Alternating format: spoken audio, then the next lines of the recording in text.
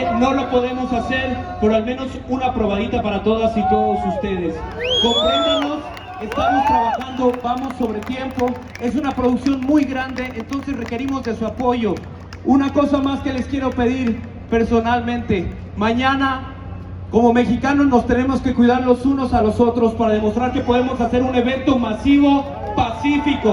Así es que hay que cuidarnos entre todos y hacer la fiesta más bella de fin de año. Gracias por su apoyo, gracias y que comprendan, estamos trabajando. Si de pronto no podemos tomarnos una fotito o así, es por la cuestión de que estamos afinando detalles. Apenas llevamos 2 audios, todavía nos falta calibrar otros 3, así es que la noche es larga y para que podamos lograrlo tendremos soundcheck otra vez hasta las 8 de la noche.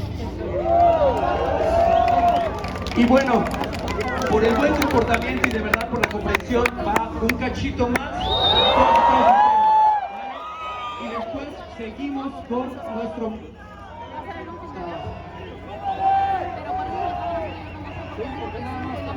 John.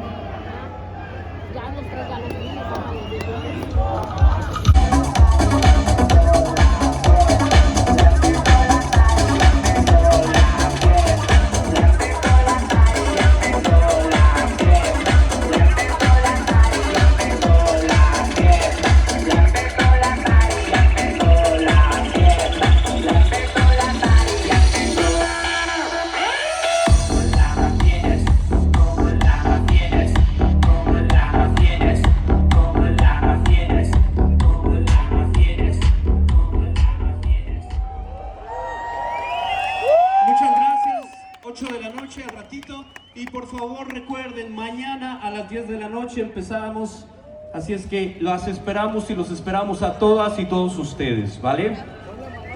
Muchas gracias.